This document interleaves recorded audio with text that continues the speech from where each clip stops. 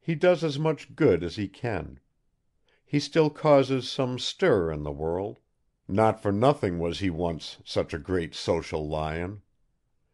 But his life is a burden to him, a heavier burden than he himself suspects. One should look at him in the Russian church.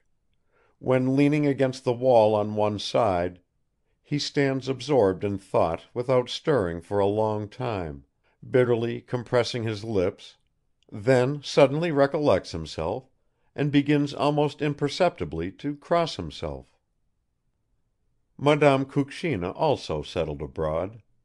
She is now in Heidelberg and is no longer studying natural history, but has turned to architecture, in which, according to her own account, she has discovered new laws.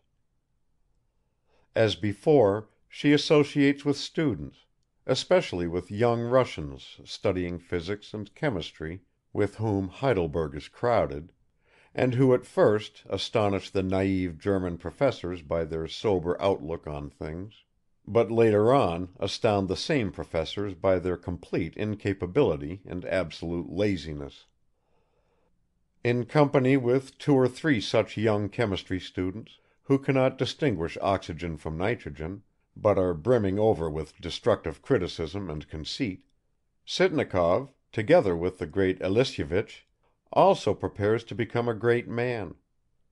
He roams about in Petersburg, convinced that he is carrying on the task of Bazarov. There is a story that someone recently gave him a beating, but that he secured his revenge. In an obscure little article, hidden away in some obscure little periodical, he hinted that the man who had beaten him was a coward. He calls this irony. His father bullies him as before, while his wife regards him as a fool and a literary man. There is a small village graveyard in one of the remote corners of Russia. Like almost all our graveyards, it has a melancholy look. The ditches surrounding it have long been overgrown.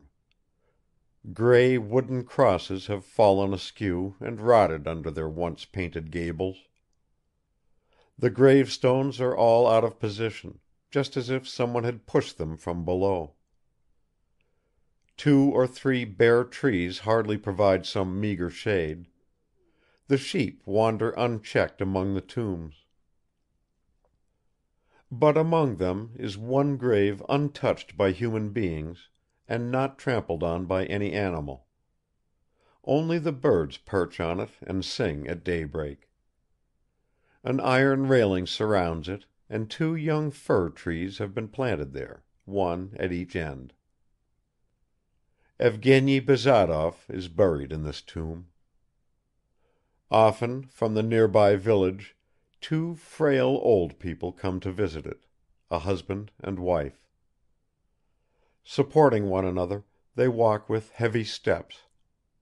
They go up to the iron railing, fall on their knees and weep long and bitterly, and gaze intently at the silent stone under which their son lies buried. They exchange a few words, wipe away the dust from the stone, or tidy up some branches of a fir tree, then start to pray again and cannot tear themselves away from that place where they seem to be nearer to their son, to their memories of him. Can it be that their prayers and their tears are fruitless? Can it be that love, sacred devoted love, is not all powerful? Oh no.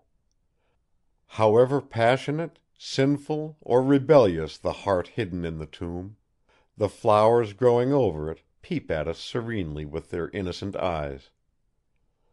They tell us not only of eternal peace, of that great peace of indifferent nature, they tell us also of eternal reconciliation and of life without end.